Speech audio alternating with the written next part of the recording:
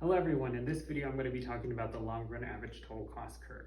But before I get into talking about the long run average total cost curve, I wanted to review the short run cost curves that we've been talking about all last week. Okay, so here we can see marginal cost, average total cost, and average variable costs. On the y-axis we have the costs per unit, and then on the x-axis we have the quantity of output. And so we worked a lot last week with the cost curves of a Starbucks restaurant, and we said that in the short run we have to assume that one input in the factor of production is fixed and one or more inputs in factors of production in the factor of production are variable. But we have to hold in the short run one input fixed. And so we said that it made most sense to hold capital fixed and to hold labor variable, right? And so we looked at those charts and we were able to graph these cost curves. So I wanted to point out some special features of these cost curves that you should be able to identify and replicate on your free response questions. So specifically, we said that average total cost and average variable cost, we said the distance between those cost curves is going to be average fixed cost. And so if I actually draw the average fixed cost, we said that it would actually asymptote to zero because it's a fixed cost. And as you increase greater units of output, you would expect that average fixed cost to get closer and closer and closer and closer and closer to the x-axis. So it would asymptote to zero. So remember Mr. Pacina's hashtag mathwiz Basilio Pacina, or whatever his little meme is. All right, so the distance between these two is average fixed costs. And we said, therefore, as you're dividing the average fixed cost by increasing units of output, we would expect average variable cost to begin to catch average total cost. They'll never actually meet, but it begins to the distance between these two become infinitesimally smaller as you go further along the x-axis. And so importantly, another important feature is obviously the marginal cost curve. And so I asked you to think about, every time you see this word marginal, to think that you need to think and process, or you need to think about additional twice. Additional and additional. What I mean by this is marginal cost describes the additional cost from an additional unit of output. So this can help us wrap our head around because we see marginal a lot in AP microeconomics. So let me just make sure that I have in my notes everything that I wanted to discuss. I'm going to talk about marginal cost right now. Oh yes, before I talk about marginal cost, marginal cost intersects average variable cost and average total cost at their minimum points, and then it begins to pull average variable cost and average total cost up. This makes sense because it means that if the marginal cost is greater than the average variable cost and average total cost, then the average should begin to get higher and higher, and then we get an upward sloping curves. Okay, we can actually split this marginal cost into two parts. We can split it into part one, so you can see here, and part two.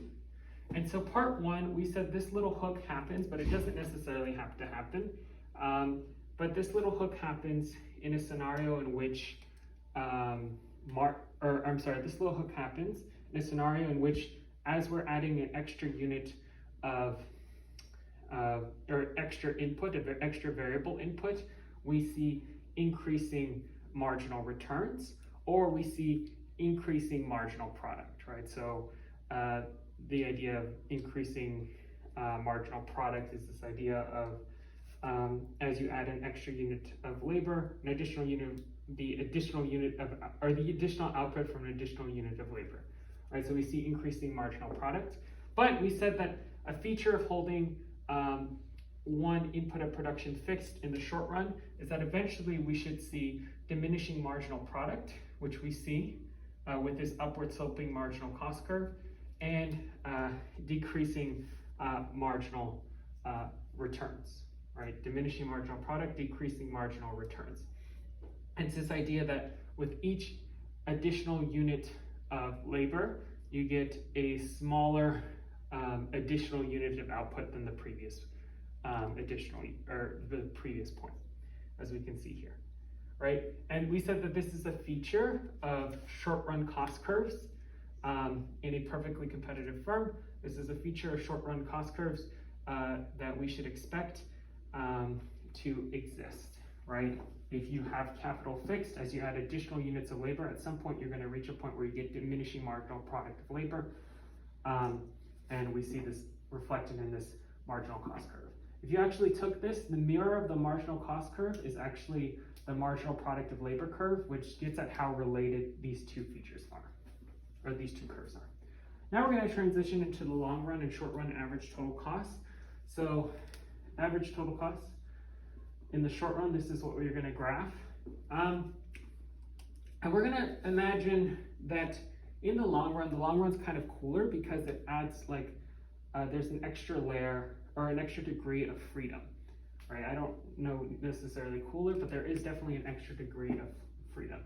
And so in the long run, all inputs in the factors of production are variable, meaning they can change very easily. So you can actually graph it right here. This is short run average total cost curve. And so I want to think of, this is short run average total cost curve, which is this one right here. I want to think of the long run average total cost curve and short run average total cost curves of smoothies, right? So we're going to think of this as the short run average total cost curve, assuming that there is one unit of capital or one building in which we sell smoothies. And we see that we get, this downward sloping because the fixed cost is being paid for by increasing units of output. But we also expect that the idea of diminishing marginal product of labor and diminishing marginal returns to eventually kick in because as we add increasing amount of workers to this one smoothie place, we see the diminishing marginal product reflected in this upward sloping curve, right? And we're going to say that the optimal production point would be 100 smoothies here, right? This would be the most cost-efficient production point with an average cost of 50 cents per smoothie, right? Now, the interesting thing about short-run average total cost curves, or the long-run average total cost curve, is that you need not be restricted by that one building. And one way in which we can think of this kind of freedom is to graph the short-run average total cost curves of more and more buildings. So this would be the short-run average total cost curve of a second building producing smoothies, and then this would be the short-run average total cost curve of a third building producing smoothies, right? So one building, this is the short-run average total cost curve. Two buildings, this is the short-run average total cost curve. Three buildings right here.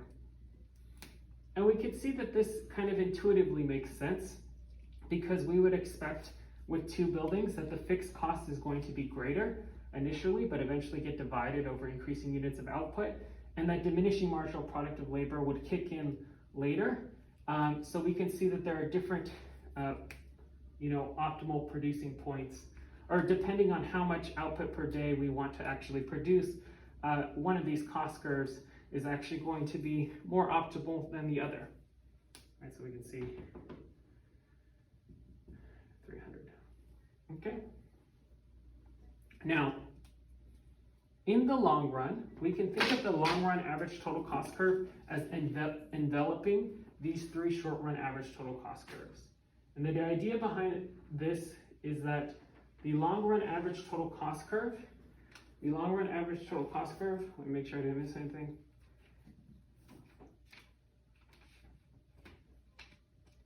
That the long run costs are everywhere lower than short run costs, right? And that makes sense because you can optimize. You can trade your capital for You can either get rid of capital or increase your amount of capital. Everything's variable in the long run. So this purple line that envelops these three short-run average total cost curves becomes the long-run average total cost curve. Right, and we'll talk about the significance of this. And let's say we're operating at short-run average total cost curve with two buildings right here. Let's say we're operating at this cost curve, right, with two buildings right here. And let's say, for the sake of argument, that output per day, or the output demanded per day, shifts to 100, right? Well, suddenly, if the output demanded per day shifts to 100, right, we can see that this is a lower point, right? But the actual cost per unit, if you're operating at this short-run average total cost curve, is up here at 70%. So in the long run, you might want to sell that second building, which you're able to do in the long run, which you aren't able to do in the short run, so you can meet this optimal point. The same logic holds if for whatever reason, the demand for that smoothie is significantly greater, then you might want to acquire another building. And so this function can, in theory, this long run average total cost function can be continuous, meaning you can think of, these short run average total cost curves describe buildings, but you can think of also these different points. Maybe a building, or the smoothie manufacturer acquires a building and then a mall stand, or some other things. So maybe we can even actually think of this long run average total cost curve as continuous. All right, so we can see the long run average total cost curve can be thought of as enveloping short run average total cost curves, and reflects this idea that in the long run, all factors of production are variable. So now we're going to skip over to this and talk about economies of scale. And so specifically, in the long run, this is a long run average total cost curve. Specifically, this area right here, this downward sloping area right here, is what we would call economies of scale. And so economies of scale can happen in situations in which you get increasing returns to scale, meaning that your output doubles, that doubling your input more than doubles your output. But it can also happen with increasing specialization. Maybe people get better at their jobs, they get more effective, all that sort of stuff. And so we would expect industries with economies of scale to have downward sloping long run average total cost curves. So an example would be like utilities. There's huge fixed costs with utilities, but they have, they are reflected in economies of scale. We expect a downward sloping average total cost curve. Constant returns to scale is the situation in which, as is described, increasing input, there's a constant return, so there's the same amount of output for each extra unit of input that you put in. So if you double input, you double output. It's reflected in this straight line. And then diseconomies of scale happens when the long run average total cost curve is upward sloping. And this happens in situations where sometimes it's harder to manage firms as they get larger and larger. You have a more bureaucratic structure, and so more costs that are added with larger and larger firms. So we would expect diseconomies of scale. Of course, a firm can have features of all three. Sometimes in the AP microeconomics test, it'll tell you to draw a long run average total cost curve reflecting diseconomies of scale. Then you would just draw an upward sloping long run average total cost curve. This brings me to know the difference between these terms. I kind of use them a lot, but they're distinct and nuanced, so they're going to be in the description of this YouTube video. Finally, we're going to talk about minimum efficient scale, which is this idea. We're going to transition from this Tesla example to here.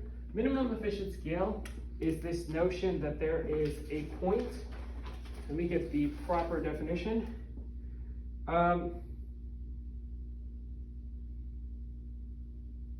It's the point at which a producer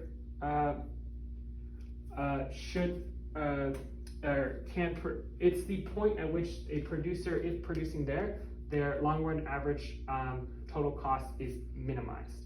And so the minimum efficient scale would actually be this point, right? So this is the minimum efficient scale. of a single firm, but we can imagine a situation.